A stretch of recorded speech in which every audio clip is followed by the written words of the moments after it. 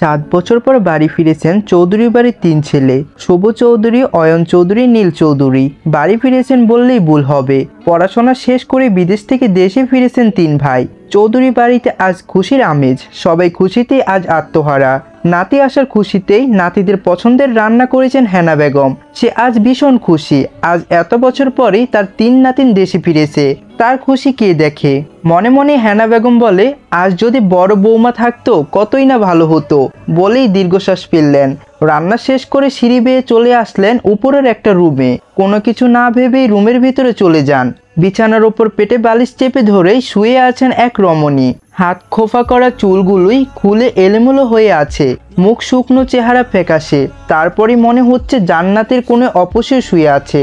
হেনা বেগম এই রূপ দেখেই ভয় হয় ভীষণ। এই মেয়ের রূপ তার জীবনের কাল না হয়, তার মেয়ের ভাগ্যর মতোই যেন এই মেয়ের ভাগ্য না হয়। এই রূপই তার মেয়ের জীবনের কাল হয়েছিল। রূপগুণ কিছু না, মানুষ দিন শেষে হেরে যায় ভাগ্যের কাছে। দীর্ঘশ্বাস ফেললেন হেনা বেগম। সারা রাত পেটের ব্যথার জন্য ঘুমাতে পারেননি রোদ। ফজরের আগে আগেই ঘুমিয়েছে।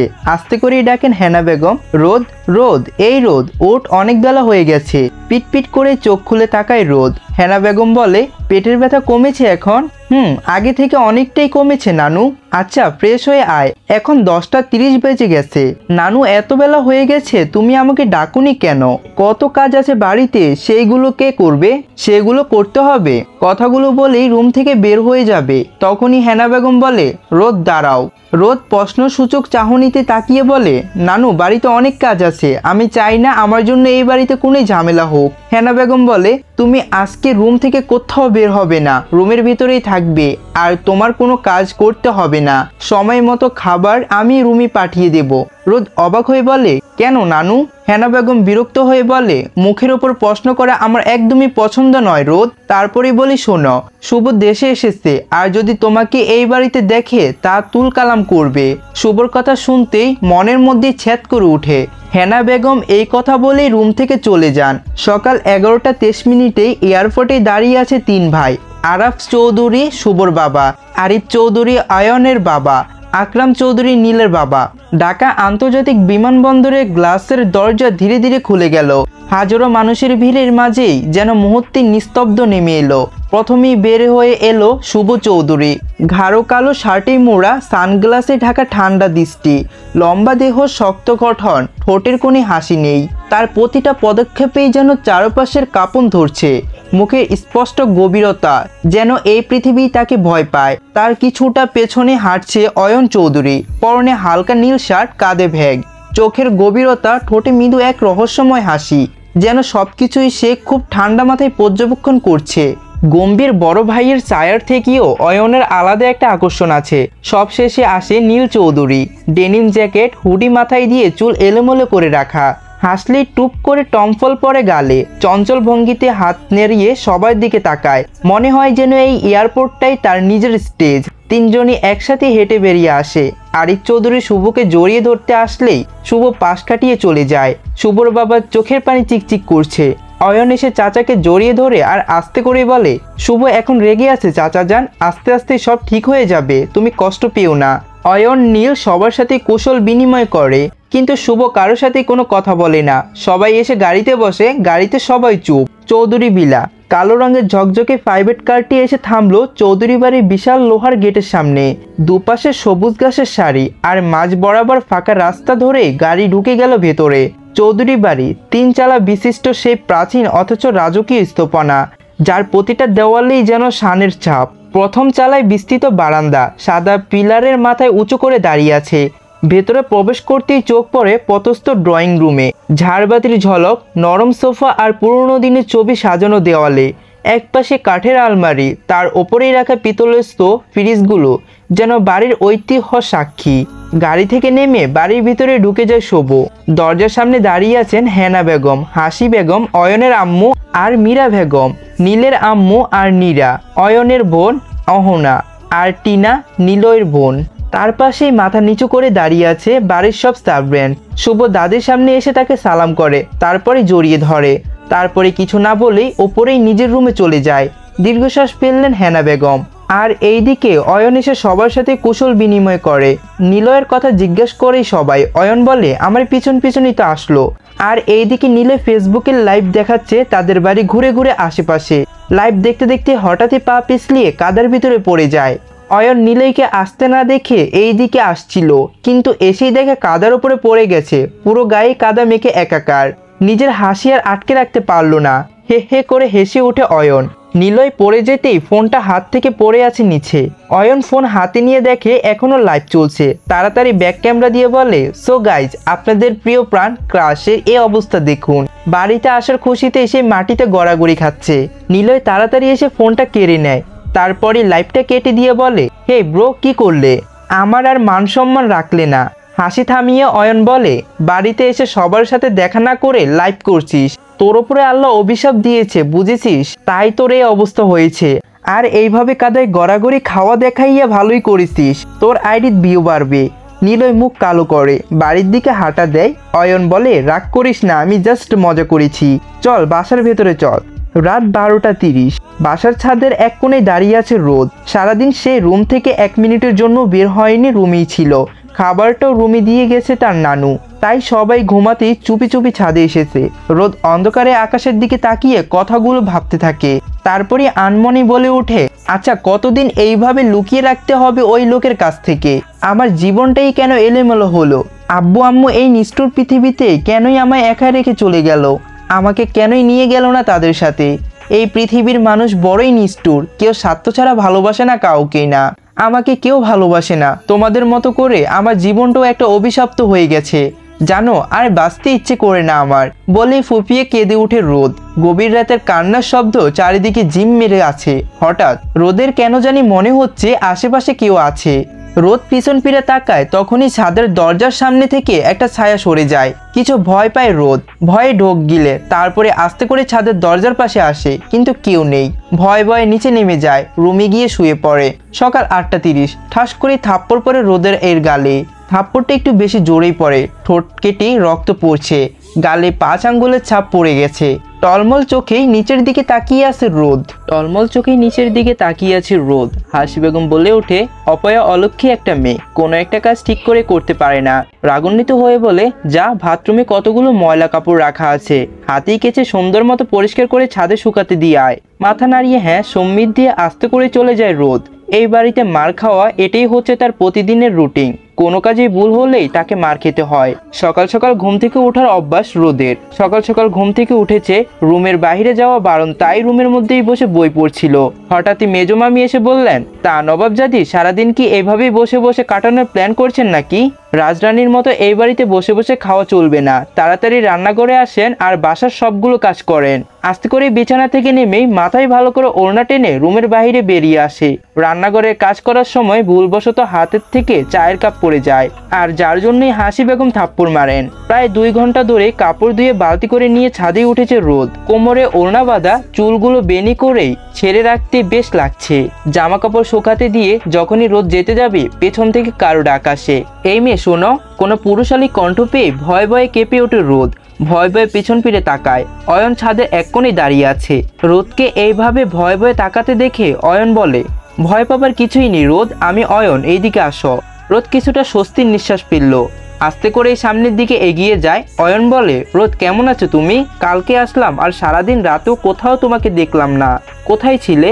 রোদ আমতা আমতা করে বলে, আলহামদুলিল্লাহ ভালো আছি অয়ন ভাই, আসলে আমার শরীরটা ভালো ছিল না, তাই রুমেই ছিলাম অয়ন ভাই। অয়ন বলে, দিলেই তো মনটা ভেঙে ভাইয়া ডেকে। চমকে তাকায় রোদ। অয়ন হেসে বলে, তোমার মতো এক সুন্দরী মেয়ে যদি ভাইয়া ডাকে, কষ্ট তো তখনই কচু গাছের সাথে গলায় দড়ি দিতে মন চায়। লজ্জায় মাথা নিচু করে ফেলে রোদ। অয়ন মনে মনে বলে, আসলে এই মেয়েটা অসম্ভব সুন্দর, শুধু সুন্দরী নয়, মারাত্মক সুন্দর, পুরো চেহারাই যেন মায়াতে ভরপুর। হঠাৎ করে অয়নের খেয়াল হয় রোদের গালে লাল দাগ হয়ে গেছে। ব্রুকুসকিয়া অয়ন জিজ্ঞেস করে, রোদ কি হয়েছে তোমার গালে, এইভাবে লাল দাগ হয়ে আছে? রোদ কিছুটা চমকে যায়, তারপরেই বলে আসলে ভাইয়া তেমন কিছু না, অ্যালার্জির কারণে হয়তো এইভাবে লাল হয়ে আছে। বলেই রোদ মাথায় ওড়না দিয়ে গাল ডেকে দেয়। অয়ন কিছু বলতে যাবে তার আগেই নীল এসে বলে, ব্রো কি করছে এইখানে? আর আমি তোমাকে পুরো বাড়িতে খুঁজে হয়রান। নীলের হঠাৎই রোদের দিকে চোখ পড়তেই হাসি দিয়ে বলে ওঠে, এই আমাদের ছোট রোদ না, কত বড় হয়ে গেছে। কেমন আছো রোদ? আমি ভালো আছি ভাইয়া, দুজনই কুশল বিনিময় করে। তারপরে নীল বলে, শুভ ভাইয়ার সাথে আমার কিছু জরুরি কথা আছে, রুমে দেখে আসলাম সেইখানেও নেই। শুভর নাম শুনতেই কেমন যেন কেঁপে উঠল রোদ। অয়ন সেটা খেয়াল করে, তারপরে নীলকে বলে, আমাদের বিদেশ থেকে যে বিজনেসের স্টার্ট করেছিলাম সেইটাই নাকি, কি নিয়ে ঝামেলা হয়েছে সেইখানেই গেছে শুভ, কি জরুরি কথা বলবি আমাকে বল। নিলয় আমতা আমতা করে বলে, ব্রো আমি এইসব বিজনেসের মধ্যে থাকতে চাই না। অয়ন বিরক্ত হয়ে বলে, তাহলে আব্বু চাচা যান এদের বিজনেস দেখাশোনা করো। নীল বলে, ব্রো আমি কোনো বিজনেসই সামলাতে পারবো না। অয়ন বিরক্ত হয়ে বলে, কেন পারবি না? ঘোড়ার ঘাস কাটবি তাহলে? নীল বলে, এত কিছু থাকতে ঘোড়ার ঘাস কেন কাটতে যাব শুনি? আমি সারা বিশ্ব ঘুরবো আর ব্লগ ভিডিও করব, তারপরে বসে বসে খাবো, শুধু এত কষ্ট করার কোনোই মানে হয় না। অয়ন নীলকে ভাঙ্গা করে বলে, শালা রাখ তোর ব্লগ ভিডিও, আসছে সারা বিশ্ব ঘুরবে আর ব্লগ করবে। ব্রো তুমি জানো শাহরুখ খানের থেকেও আমার কত ফ্যান ফলোয়ার। শাহরুখ খানের মতোই ঘুরে স্টাইল দিয়ে দাঁড়াতে যাব। অমন সময় ভিজা কাপড়ে পানি পড়ছিল ছাদের সেইখানে, পা স্লিপ কেটে দপস করে পড়ে যায়। নিলয়ের অবস্থা দেখে রোদ অয়ন দুজনই হেসে দেয়। এইদিকে নিলয় বেচারা বলে, শালার কোপাল, বাড়িতে আসার পর থেকে পড়ে যাবার শনি লেগেই আছে আমার পেছনে। রোদকে হাসতে দেখে অয়নের হাসি থেমে যায়। অয়ন অপলক দৃষ্টিতেই তাকিয়েছে রোদের দিকে, হাসি দিলেই গালে টোল পড়ে, যার জন্য আরো বেশি সুন্দর দেখায়। মুগ্ধ চোখেই তাকিয়ে আছে অয়ন। হঠাৎই অয়নের এমন দৃষ্টি দেখে থতমত খেয়ে যায় রোদ, চুপ করে সরে আসে, তারপরে ছাদ থেকে চলে যায়। রোদ সরে যেতে হুঁশ আসে অয়নের, তারপরে নীলের দিকে তাকায়, নীলকে উঠে দাঁড়া করায়, তারপরে নিচে নিয়ে যায়। দুপুর 12:30। বাসার সব রান্নাবান্না শেষ করে যেই না রোদ রুমের দিকে যাবে ফ্রেশ হতে, তখনই হাসি বেগম বললেন, রোদ এই রোদ শোনো। রোদ পিছন ফিরে তাকায়, তারপরে বলে, জি মামি কিছু বলবেন? হাসি বেগম বলে, রোদ তুমি শুভর রুমে গিয়ে রুমটা পরিষ্কার করে আসো যাও। রোদ কিছুটা চমকে যায়, তারপরে ভয়ে ভয়ে বলে, মামি তুমি অন্য কোনো সার্ভেন্টকে পাঠাও না, আমার পুরো শরীরে ঘেমে নেই একাকার, আমি পারবো না। হাসি বেগম রাগান্বিত হয়ে ধমক দিয়ে বললেন, তোমাকে বলেছি তুমি যাও। রোদ ভয়ে ভয়ে হাঁটা দেয় শুভর রুমের দিকে। হাসি বেগম মনে মনে শয়তানি হাসি দেয়, তারপরে বলে, একবার শুভ এই অপয়া মেয়েটাকে দেখুক, তারপরে ঘাড় ধাক্কা দিয়ে বের করে দিবে এই বাড়ি থেকে। রোদ শুভর রুমের সামনে এসে দাঁড়ায়, ভয়ে ভয়ে দরজা খুলে ভিতরে যায়, কিন্তু ভিতরে কেউ নেই। স্বস্তির নিঃশ্বাস পেলে রোদ তারপরে মনে মনে বলে, উনি আসার আগে রুম পরিষ্কার করে চলে যাব, তাই তাড়াতাড়ি কাজে হাত লাগায়। সারাদিনের অনেক ব্যস্ততার কারণে অনেক ক্লান্ত শুভ, রুমে গিয়ে ফ্রেশ হয়ে লম্বা একটা ঘুম দেবে। হঠাৎই রুমে ঢুকে দেখতে পেল পিছন ঘুরে কেউ দাঁড়িয়ে আছে। শুভ বলে ওঠে, কে ওখানে? হঠাৎই পুরুষালী কণ্ঠ শুনে চমকে ওঠে রোদ। পিছন পেরে তাকাতেই হাত থেকে শুভকে দেখে, হাতও শুভর ফুটো ফ্লোরে পড়ে যায়। শুভকে সামনাসামনি দেখে ভয়ে কাঁপতে থাকে রোদ। রোদ ভয়ে ধরধর করে কাঁপছে, মনে হচ্ছে পান পাখি এখনই উড়ে যাবে। ভয়ে ভয়ে শুভর দিকে তাকায়, শুভর দৃষ্টি শান্ত। রোদ ভয়ে ঘামছে, গলা শুকিয়ে গেছে। রোদ শুভর চোখে চোখ রাখে, কিন্তু ভয় বেশিক্ষণ চোখ রাখতে পারে না। ভয়ে আবারও মাথা নিচু করে নেয়। শুভ নিজের হুঁশে আসতেই রাগী চল শক্ত করে নেয়। রেগে গিয়ে রোদের সামনে দাঁড়ায়, হাত ধরে টানতে টানতে নিচের ড্রয়িং রুমে নিয়ে আসে, তারপরে চিৎকার করে হেনা বেগমকে ডাকে। হেনা বেগম নিজের রুমেই শুয়েছিলেন। হঠাৎই এমন চিৎকার শুনে নিচে চলে আসেন। শুভর চিৎকারে বাড়ির সবাই জড়ো হয়। হেনা খান আসতে শুভ রোদকে ধাক্কা দেয়। রোদ টাল সামলাতে না পেরে ফ্লোরে পড়ে যায়। হেনা বেগম রেগে গিয়ে বলে, কি হয়েছে শুভ, এইসব কেমন অসভ্যতা? শুভ রাগান্বিত হয়ে বলে, এই মেয়ের সাহস হয় কি করে আমার রুমে যাওয়ার, আমার জিনিসপত্রে হাত দেবার? তোমার কথায় আমি ওকে বাড়িতে থাকতে দিয়েছি দাদি, কিন্তু ওরে এত বড় কলিজা কে দিয়েছে ওরে আমার রুমে যাওয়ার, আমার জিনিসপত্রে হাত দেবার? হেনা বেগম বললেন, এইসব কি বলছিস শুভ তুই? শুভ বলে, আজকের পর থেকে আমি যদি এই মেয়েকে আমার আশেপাশে দেখি তো ওকে আমি বাড়ি থেকে বের করব না, ডিরেক্ট গুলি করে মারবো বলে দিলাম। হেনা বেগম রাগান্বিত হয়ে বললেন, কি সব বলছিস তুই শুভ, আর ভুলে যাস না তোর আর রোদের সম্পর্ক কি? শুভ তাচ্ছিল্যে হেসে বলে, ভুলে যাইনি দাদি, অলরেডি সে সম্পর্ক আমি ভুলেই গিয়েছি অনেক আগেই। কথাগুলো বলে থপথপ পা ফেলে চলে যায় শুভ। রোদ এখনো ফ্লোরে পড়ে আছে, অশ্রুসিক্ত নয়নেই তাকিয়ে আছে শুভ যাওয়ার দিকে। হেনা বেগম রোদকে ফ্লোর থেকে তুললেন। রোদের হাত শুভ এত শক্তভাবে ধরে নিয়ে এসেছিল, যার কারণে হাতে লাল দাগ পড়ে আছে। হেনা বেগম রোদের মাথায় হাত বুলিয়ে দিয়ে বললেন, চিন্তা করিস না, আস্তে আস্তে সব ঠিক হয়ে যাবে। রোদ টলমল চোখেই হেনা বেগমের দিকে তাকায়। হেনা বেগম বলে ওঠেন, আচ্ছা রোদ, তোকে না বলেছিলাম শুভর সামনে না যেতে, তাহলে কেন তুই ওর রুমে গেলি? রোদ যখনই কিছু বলতে যাবে তখনই পেছন থেকে হাসি বেগম চোখ রাঙিয়ে তাকায়। রোদ কিছু না বলে মাথা নিচু করে নেয়। হেনা বেগম বলে ওঠে, আচ্ছা যা, রুমে গিয়ে ফ্রেশ হয়ে আয়। মাথা নাড়িয়ে হ্যাঁ বলে রোদ রুমে চলে যায়। বিকাল 4:30। নীল বাসা থেকে সেজে গুজে টিপটপ হয়ে বের হচ্ছে। উদ্দেশ্য তার বাইরে ঘুরতে যাওয়ার আর ব্লগ ভিডিও করবে। কাঁধে ক্যামেরা ঝুলানো, বাসা থেকে গেট অব্দি আস্তে আস্তে ফোনের ক্যামেরায় নিজেকে দেখতে ব্যস্ত ছিল। হঠাৎই কারোর সাথে ধাক্কা খেয়ে ধপস করে পড়ে যায়। আর যার সাথে ধাক্কা লেগেছিল সে নিলয়ের উপরেই। নিলয় রেগে গিয়ে বলে, বালের কপাল, পড়ে যাওয়ার শনি কি আমার সাথে লেগে আছে? দুনিয়াতে এত মানুষ থাকতে গায়ের ওপর আবারও কেন শনিকা পড়লো? মনে তো হচ্ছে কোনো আলুর বস্তা গায়ের উপর পড়েছে। নীলা রেগে উঠে দাঁড়ায়। নিলয় উঠে দাঁড়ায়। নীলা রেগে গিয়ে বলে, এই যে মিস্টার, চোখ কি ফকেটে নিয়ে হাঁটেন? মানুষজন কি চোখে পড়ে না? আর আলুর বস্তা কাকে বলেছেন? হ্যাঁ, রাগি চোখে তাকায়। নিলয় বিরক্ত হয়ে বলে, আমি না হয় চোখ পকেটে নিয়ে হাঁটি খালাম্মা, আপনি আপনার চোখ তো আপনার চোখের জায়গায় ছিল, তো আপনি এত জায়গা থাকতে আলুর বস্তার মতো শরীর নিয়ে এসে আমার মতো একটা বাচ্চা ছেলের উপরে কেন পড়লেন? আর কতক্ষণ থাকলেই হয়তো আমাকে এখন ঢাকা মেডিকেলে ভর্তি করাতে হতো। আল্লাহই বাঁচাইছে। আল্লাহ, তুমি আমাকে বাঁচাইছো, হাজার হাজার শুক্রিয়া। আমি রাস্তার পোলা পাইন গো, 5 টাকার চকলেট কিনা বিলে আমু। নীলা রাগান্বিত হয়ে বলে, এই আপনি কাকে আলুর বস্তা বলেছেন? হ্যাঁ, নিজেকে বাচ্চা দাবি করছেন আবার। দেখতেই তো পুরোই জলহস্তির মতো। আর আমি না, আপনি আলুর বস্তা, হাতি, গরু, মহিষ, ভেড়া সব আপনি। বলেই রেগে বাড়ির দিকে হাঁটা দেয়। নীলার যাওয়ার দিকেই তাকিয়ে মুচকি হাসে। নীলা বাড়ির ভিতরে ঢুকেই সোজা হেনা বেগমের রুমে চলে যায়। হেনা বেগমের সাথে কথা বলে তারপরে রোদের রুমে যায়। রোদ ব্যালকনিতে বসে আছে। নীলা পেছন থেকে চোখ চেপে ধরে। রোদ হেসে বলে, নীলা চোখ ছাড়। নীলা হেসে উঠে তারপরে বলে, আচ্ছা তুই বুঝলি কি করে আমি? রোদ হেসে বলে, কারণ তুই আমার জানের জায়গার দোস্ত তাই। নীলও হেসে দেয়। তারপরে বলে, শোন রোদ, যার জন্যই তোর কাছে আসা, কালকে কলেজে নবীনবরণ অনুষ্ঠান, আর তুইও যাচ্ছিস।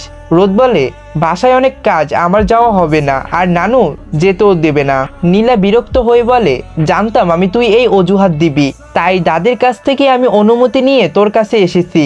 শোন, আমি এখন আর কোনো কথাই শুনতে চাই না। তুই কালকে যাবি মানে যাবি। রোদ চুপ করে আছে, কারণ এই মেয়ে যখন বলেছে তো তাকে যেতেই হবে। রোদ আস্তে করে বলে, আচ্ছা ঠিক আছে যাব। নীলা খুশিতেই রোদকে জড়িয়ে ধরে। তারপরে বলে, থ্যাংক ইউ দোস্ত। শোন, কালকে সবাই নীল শাড়ি পরে যাব, তো আমরাও ম্যাচিং ম্যাচিং শাড়ি পরবো, ওকে? রোদ ব্রু কুঁচকিয়ে বলে, শাড়ি তো আমার নেই, আর শাড়ি পরে গেলে নানু দেখলে সমস্যা হবে। আরে তুই চাপ নিস না, সেটা আমি দেখে নিব। তুই শুধু সকাল সকাল রেডি থাকিস, ওকে? আমি তোকে নিতে আসবো, তারপরে আমাদের বাসা থেকে রেডি হয়ে কলেজে যাব। আর আমাদের দুজনের ম্যাচিং শাড়ি আমি কিনে রেখেছি, তুই চাপ নিস না, কিচ্ছু হবে না। রোদ আস্তে করে বলে, আচ্ছা ঠিক আছে।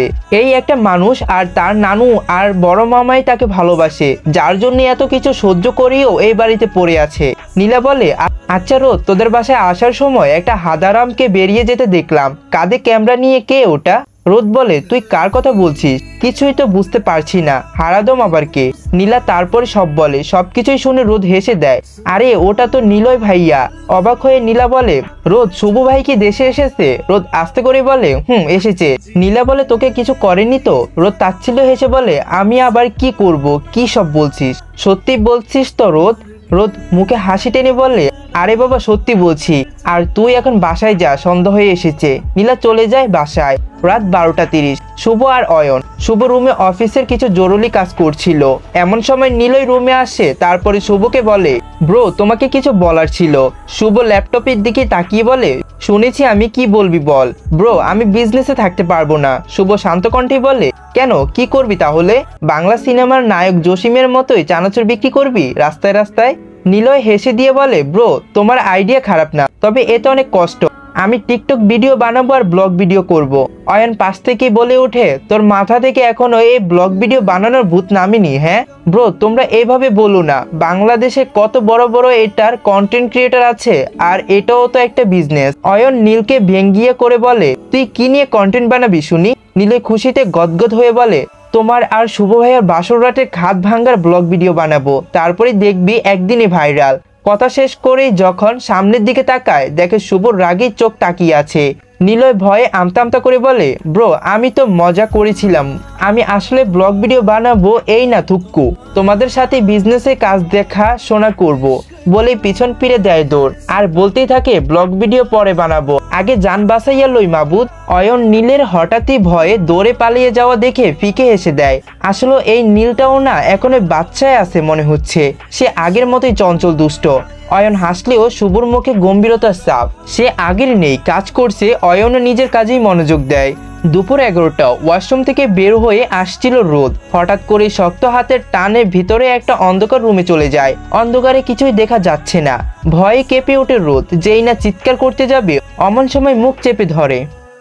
সকাল সকাল ঘুম থেকে উঠে পড়ে রোদ বাসার সবার জন্যই নাস্তা বানিয়ে দিয়ে আসে। সকাল সকাল বাড়ির সামনে গার্ডেনেই বসে এক্সারসাইজ করছিল নিলয়। এমন সময় নীলা তাড়াহুড়ো করে গেট দিয়ে ঢুকেছে। নীলাকে দেখে নিলয় জোরে ডাক দেয়, এই যে খালাম্মা, কোথায় যাচ্ছেন আপনি? কারো ডাক শুনেই পিছন ফিরে তাকায় নীলা, ব্রুকুসকিয়ে বলে, এটা সেই কালকের হারাদমটা না? আবার খালাম্মা কাকে ডাকছে? নীলা নিলয়ের সামনে এসে দাঁড়ায়, তারপরই বলে, এই বাড়িতে কার কাছে এসেছেন? নীলা বিরক্ত হয়ে বলে, আপনাকে বলতে যাব কেন?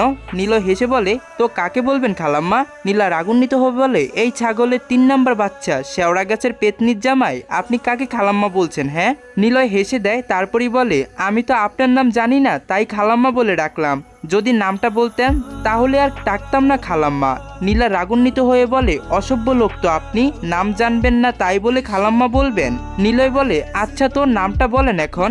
নীলা রেগে গিয়ে নিলয়কে সামনে থেকে ধাক্কা দেয়, তারপরে বাড়ির দিকে যেতে যেতে বলে, আপনার মতো হারাদমকে এই নীলা কখনোই নিজের নাম বলবে না। নীলার কথা শুনেই নিলয় হেসে দেয় আর নীলা বিরক্ত হয়ে বাসার মধ্যে চলে যায়। নীলা রোদের রুমে গিয়ে দেখে রোদ গোসল করেই বেরিয়েছে, এখন ফ্যানের নিচে চুল চুকাচ্ছে। নীলা গিয়ে রোদকে জড়িয়ে ধরে। রোদ নীলাকে এত সকাল সকাল এই বাড়িতে দেখে ব্রুকুসকে জিজ্ঞাসা করে, তুই এত সকাল সকাল এইখানে? নীলা রোদকে জড়িয়ে থাকা অবস্থায় বলে, আম্মু পাঠিয়েছে আমাদের বাসা থেকে নাস্তা করে, তারপরই ওইখান থেকে রেডি হয়ে কলেজে যাব, তাই এত তাড়াতাড়ি তোকে নিতে আসলাম। রোদ কিছু বলে না। নীলা আবারও বলে, আচ্ছা রোদ, এই চৌধুরী বাড়ির ছেলেদের কি মাথার কি তার ছেঁড়া নাকি? রোদ বলে, মানে? নীলা তারপরে নিলয়ের কথা বলে। রোদ এই কথা শুনে ফিকে হেসে দেয়। তারপরেই রোদ বলে, নিলয় ভাই খুব ভালো মানুষ, তবে একটু চঞ্চল টাইপের, সবসময় হাসি খুশি থাকতেই পছন্দ করে। নীলা মুখ ভেঙিয়ে বলে, কতটা ভালো বোঝাই যাচ্ছে, আস্তে একটা হারাদম। রোদ আবারও হেসে দেয়, তারপরেই বলে, আমার ভাইয়ের বদনাম আমার কাছেই করছিস? নীলা আবারও মুখ ভেঙিয়ে বলে, হারাদমকে তো হারাদমই বলবো, এতে আবার বদনামের কি হলো? এখন তুই তাড়াতাড়ি চল, আম্মু তাড়াতাড়ি যেতে বলেছে। তারপর রোদ আর নীলা হেনা বেগমের কাছ থেকেই বলে চলে যায়। সকালের নাস্তা করেই 3 ঘন্টা ধরে সেজেই যাচ্ছে। নীলা আর রোদ ম্যাচিং নীল রঙের সুতি জামদানি শাড়ি পরেছে। রোদকে সেই 1 ঘন্টা ধরে সাজিয়ে যাচ্ছে নীলা। রোদ বিরক্ত হয়ে বলে, নীলা প্লিজ দোস্ত, এবার থাম, এইভাবে বসে থাকতে থাকতে কোমরে ব্যথা হয়ে গেছে প্লিজ। নীলা বলে, জানু এই তো হয়ে গেছে, আর 5 মিনিট। রোদকে সাজিয়ে আয়নার সামনে দাঁড়া করিয়ে দেয়। নীলা তারপরেই বলে, দেখো তো জানু কেমন লেগেছে? রোদ আয়নার সামনে দাঁড়িয়ে নিজেকে চিনতে পারছে না, অবাক হয়ে আয়নার দিকে তাকিয়ে আছে। হলদে পরশা গায়ে নীল রঙের শাড়ি যেন জলজল করছে, সাথে ম্যাচিং অ্যানামাইটির সাথে হালকা মেকআপ, ঠোঁটে গাঢ় লাল লিপস্টিক, জীবনের প্রথম শাড়ি পরেছে। রোদ নিজেকে দেখে নিজেই মুগ্ধ হচ্ছে। নীল হেসে বলে, জানো তোকে যা লাগতেছে না কি বলবো, আমি যদি মেয়ে না হয়ে ছেলে হতাম তাহলেই তোকে তুলে নিয়ে বিয়ে করতাম। রোদ ফিক করে হেসে দেয়। নীলার চোখ থেকে কাজল এনে রোদের কানের পাশে লাগিয়ে দিয়ে বলে, ইস আমার জানুর যেন কারো নজর না লাগে। তারপরে দুজন মিলে কলেজে যায়। কলেজের গেটের সামনে দাঁড়িয়ে আছে। রোদ ভিতরে যেতে ভীষণ লজ্জা লাগছে, এইভাবে কখনো শাড়ি পরে বাহিরে আসা হয়নি। নীলা বিরক্ত হয়ে বলে, আরে শালি, এত লজ্জা পাবার কি আছে, ভিতরে চল, অনুষ্ঠান শুরু হয়ে গেছে। রোদ বলে ওঠে, নীলা দোষ, ভীষণ অস্থির লাগছে, ভয় করছে ভীষণ। নীলা বলে, আরে জানু কিচ্ছু হবে না, তুই ভিতরে চল। তারপরে দুজনে কলেজের ভিতরে চলে যায়। দুজনে কলেজের ভেতরে গিয়ে চেয়ারে বসে। হঠাৎই চোখের সামনে স্টেজে শুভকে দেখে ভয়ে কেঁপে ওঠে রোদ। একটু পাশে খেয়াল করতে দেখে অয়নও পাশের একটা চেয়ারে বসে আছে, আর স্টেজের পাশে দাঁড়িয়ে নিলয় ভিডিও করছে। রোদকে এইভাবে ভয় পেতে দেখে নীলাও বলে, এমন করছিস কেন, কি হয়েছে? রোদ নীলাকে বলে, আচ্ছা তুই কি জানতি শুভ ভাইয়া এখানে আসবে? নীলা আস্তে করে বলে, কেন? রোদ বলে, তাহলে আমাকে কেন বললি না? আমি যদি তোকে বলতাম যে শুভ ভাইয়া এই অনুষ্ঠানে আসবে, তাহলে কি তুই আসতি এই অনুষ্ঠানে? তাই বলিনি। রোদ রেগে গিয়ে বলে, না বলে তুই একদমই ঠিক করিসনি, তুই জানিস এই লোকটা বলেছে উনি যদি তার আশেপাশেও আমাকে দেখে তাহলে আমাকে গুলি করে মারবে। নীলা বলে, আরে বেবি কুল, কিচ্ছুই করবে না। আর তোর এই কলেজে আসার রাইট আছে, আর এটাই তোর বাড়ি না, কিচ্ছুই করবে না, চাপ নিস না। রোদের তারপরই যেন ভয় কমে না, কেমন যেন অস্থির লেগে আছে। ওয়াশরুম থেকে বের হয়ে আসছিল, রোদ হঠাৎই কারো হেসকিটা নেই কালো অন্ধকার রুমের মধ্যে নিয়ে যায়। ভয়ে কেঁপে ওঠে রোদ, যখনই চিৎকার করতে যাবে এমন সময় মুখেই চেপে ধরে, ভয়ে যেন তার প্রাণ উড়ে যাচ্ছে। হঠাৎ গলায় কারো গরম নিঃশ্বাস পড়তেই রোদ ধরধর করে কেঁপে উঠে, অন্ধকারে অভয় কঠি দেওয়ালের সাথে চেপে ধরে। হঠাৎই গলায় ঠোঁটের স্পম্প পেতে রোদের পুরো শরীরে কেঁপে ওঠে, ধাক্কা দিতেই অন্ধকারে অভয়কে সরাতে পারে না। চোখ বন্ধ করে ধরধর করে কাঁদছে রোদ। মিনিট খানিক পরে কারো সারা শব্দ না পেয়ে চোখ খুলে তাকায়, সামনে এখন কাউকে দেখতে পায় না। দৌড়ে অন্ধকার রুম থেকে বেরিয়ে আসে রোদ, বাহিরে এসে জোরে জোরে শ্বাস নিতে থাকে। আশেপাশে চোখ বুলিয়ে দেখে কিন্তু কেউ নেই। এইখানে কিছু দূরে যেতেই অয়ন ভাইকে দাঁড়িয়ে থাকতে দেখে রোদ কিছুটা সাহস নিয়ে বলে, অয়ন ভাই আপনি এখানে কি করছেন? পেছন ফিরে তাকায় অয়ন, আমতা আমতা করে বলে, আসলেই একটা জরুরি কল এসেছিল, ওই দিক থেকে অনেক শব্দ আসছিল তো তাই এখানে কথা বলতে এসেছিলাম। ও অয়ন কেমন করেই যেন তাকিয়ে আছে রোদের দিকে, তারপরেই বলে, নীল শাড়িতেই তোকে অসম্ভব সুন্দর লাগছে রোদ। রোদ লজ্জায় মাথা নিচু করে নেয়। অয়ন মুচকি হাসে। রোদ আস্তে করে বলে, অয়ন ভাই আপনি এইখানে? অয়ন আস্তে করে বলে, আমাদের এখানে ইনভেস্টিগেশন ছিল আর চাচা জানু অনেক জোর করেছে আসার জন্য। আমি শুভ তো এই কলেজ থেকে পড়াশোনা করেছি, সেই সুবিধায় গেস্ট হিসাবে আসা। রোদ বলে, ও। অয়ন বলে, আচ্ছা চল একসাথেই যাই, অনুষ্ঠান তো শেষ। রোদ কিছু বলে না, অয়নের পিছন পিছন হাঁটতে থাকে। আধা ঘন্টা আগে নীল গিয়েছিল রোদকে বসিয়ে রেখে আইসক্রিম আনতে, আর এইদিকে রোদেরও ওয়াশরুমে যেতে হয়। অনেকক্ষণ অপেক্ষা করে নীলার জন্য, যেই নীলাকে নিয়ে যাবে, কিন্তু নীলার আসার নাম নেই। তারপরে একাই চলে যায়। তারপরে অনাকাঙ্ক্ষিতভাবে এই ঘটনা ঘটে। এইদিকে রোদকে নীলা খুঁজতে খুঁজতে হয়রান। রোদকে আসতে দেখে দৌড়ে গিয়ে জড়িয়ে ধরে, তারপরে বলে, জানু কই গিয়েছিলি তুই? তোকে আমি খুঁজতে খুঁজতে শেষ। রোদ তার সব বলে, কিন্তু সে অন্ধকার রুমের ঘটনাটা চেপে যায়। রাত 12:30, রোদ ছাদের এক কোণে দাঁড়িয়ে আছে আর আজকের দিনের এই ঘটে যাওয়া ঘটনা ভাবছে। আর আনমনেই বলে উঠে যাচ্ছে সেই কি ভুলে গেছে সব, এত এত স্মৃতি সবকিছু হয়তো বা ভুলে গেছে। রোদ দীর্ঘশ্বাস ফেলে, তারপরে ছাদ থেকে নেমে রুমে গিয়ে ঘুমিয়ে পড়ে। সকাল সকাল ঘুম থেকে উঠে পড়ে রোদ। আজকে অয়নের বোন নীরাকে পাত্রপক্ষ দেখতে এসেছে বাড়িতে। আজকে অনেক কাজ। সকাল সকাল উঠেই কাজে লেগে পড়েছে রোদ। নীরাকে দেখে পাত্রপক্ষের পছন্দ হয়েছে আর তারা আংটি পরিয়ে দিয়ে বিয়ের দিন তারিখও ঠিক করে গেছে। রোদ নীরাকে যখনই দেখতে আসে পুরোটা সময় রুমেই ছিল, রুম থেকে বের হয়নি, কারণ এর আগের বারও অনেক ঝামেলা হয়েছিল। এর আগের বারও পাত্রপক্ষ নীরাকে দেখতে এসে রোদকে পছন্দ করে, আর এই নিয়ে হাসি বেগম অনেক তুলকালাম বাজায় বাসায়, আর রোদকেও খুব বাজে বাজে কথা বলেন, এমনকি গায়েও হাত তুলেন। তাই রোদ সব কাজ করে আগে আগে রুমে এসে পড়ে, কারণ সে চায় না এই বাড়িতে তার জন্যই আর ঝামেলা হোক। নীরা আর অহনার সাথে রোদের ভালোই সম্পর্ক থাকলেও টিনা রোদকে একদমই সহ্য করতে পারে না। কথায় কথায় অপমান করে, আজে বাজে কথা বলে, আর হাসি বেগম আর মীরা বেগম দোষ পেলেই গায়ে হাত তুলেন। যতদিনে রোদের মামনি ছিল সে কখনই মায়ের অভাব বুঝিনি, কিন্তু মামানি চলে যাওয়ার পর থেকে বাস্তবতা শিখিয়েছে মানুষ চেনার। রোদ শুভর আম্মুর পোঠো নিয়ে কাঁদছে আর বলছে, আচ্ছা মামুনি তুমি তো জানতে আমার কোনো দোষ ছিল না, তাহলে শুভ ভাইয়া কেনই আমাকে এত ঘৃণা করে? কোনো ভুল না করেই কেন এত শাস্তি পাচ্ছি আমি মামুনি? এই বাড়িটা আমার নরক মনে হয়, কেউ ভালোবাসে না আমায়। মা বাবা চলে গেল, তারপরে তুমিও চলে গেলে আমায় ছেড়ে। আমাকে ভালোবাসার জন্য এই পৃথিবীতে আর কোনো মানুষই রইল না মামুনি, কেউ রইল না। বিকাল 4:30, ছাদে বসে ফুল গাছে পানি দিচ্ছিল রোদ। হঠাৎই শুভ কোথায় থেকে এসে ঠাস ঠাস দুটো থাপ্পড় দেয় রোদকে। রোদ ভয়ে কেঁপে ওঠে। রক্তচক্ষু নিয়ে তাকিয়ে আছে রোদ, রক্তচক্ষু নিয়ে তাকিয়ে আছে শুভ। রোদের চুলের মুঠি ধরেই চেপে ধরে মুখের কাছে এনে বলে, হাফপুট একটা মেয়ে আমার কথায় অবাধ্য হস? তোর কলিজার কত বড় হইছে, আজকে তোকে খুন করিয়া কলিজা বের করে দেখবো তোর কলিজা কত বড় হইছে। রোদ ভয় ব্যথায় জোরে কেঁদে ওঠে। রোদের কান্নায় যেন শুভর রাগের আগুনে ঘি ঢালার মতো কাজ করলো। রোদকে দেওয়ালের সাথে চেপে ধরে গলায় টিপে ধরলো, তারপরে রাগে রিডি করতে করতে বলল, তোর মতো একটা হাফপুট থার্ড ক্লাস মেয়ে এসেছে এই শুভ চৌধুরীকে জ্বালাতে না? তুই আমাকে জ্বালাতে আসবি তো আমার রাগের উৎপাত, আগুনেই তোকে পুড়িয়ে মারবো আমি।